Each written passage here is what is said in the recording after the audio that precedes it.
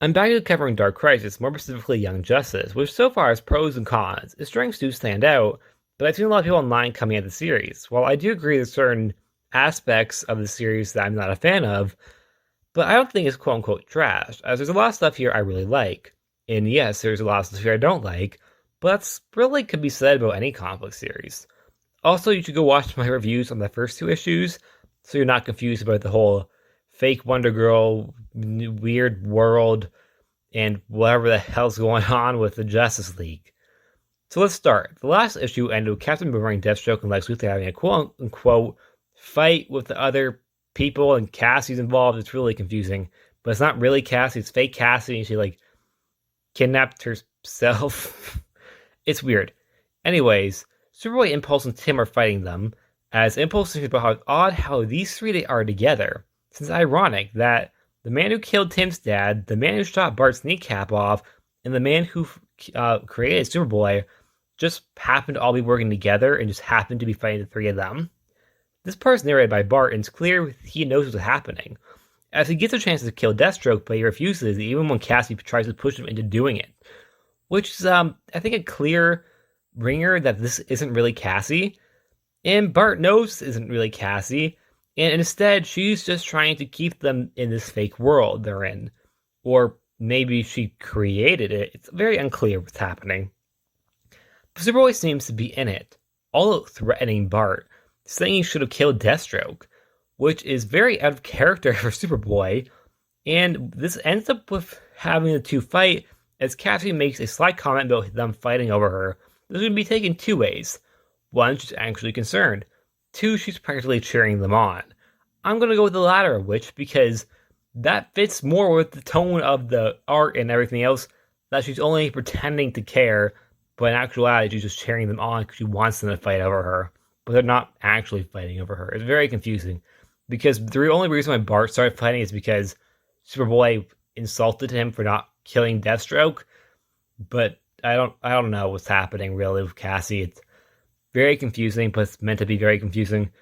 But I can't keep up.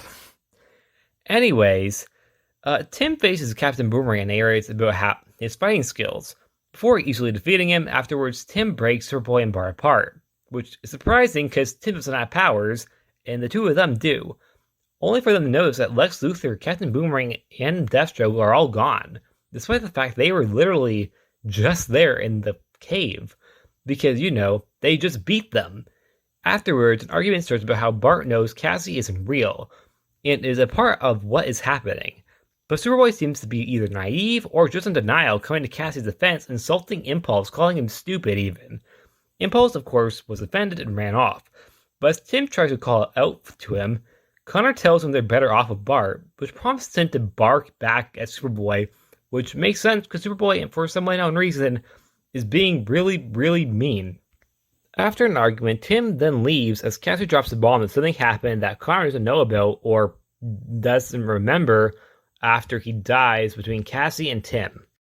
We then cut to the only person who seems to be not gullible, and that is Bart Allen, who's running around at super speed and narrating about how he's very self-conscious about his, intelligence and just him in general.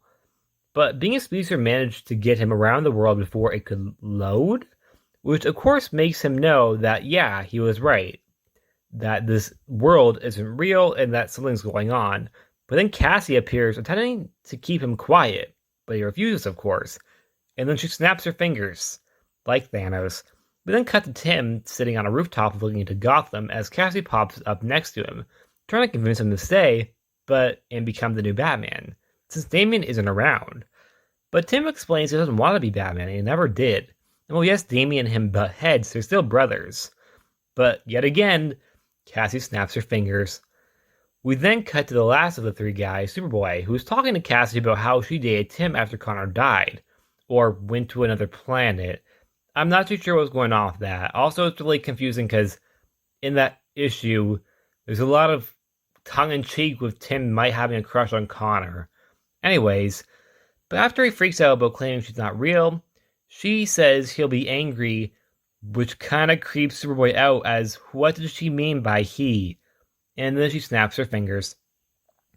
This issue ends with the three of them waking on the watchtower, with Cassie telling them that She tried to be nice, now she'll be playing by force, revealing that the Justice League is preparing to fight them, which includes Nightwing. Therefore, I think this might be the Justice League and the Teen Titans.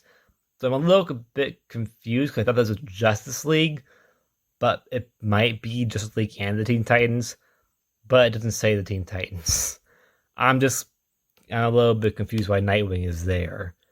Anyways, this issue, in my opinion, was really good. Bart was a standout to me.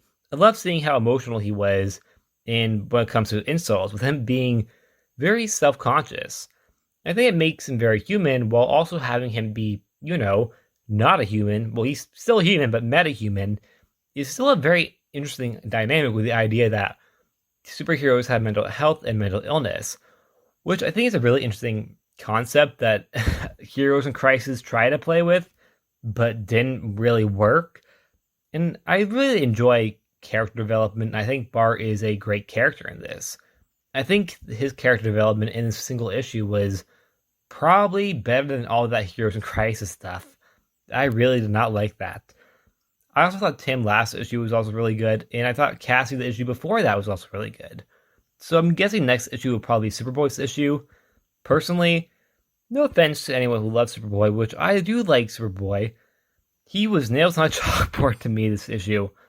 Also, it's interesting to me that since almost every Dark Crisis issue there's been so far, there's always a character who is really, really annoying. And this time around, it was Connor. That probably won't stay, as none of them who are annoying usually stay around being annoying. So hopefully next issue he'll be better. But that's it. Please like, subscribe, and I'll see you guys next time. Bye.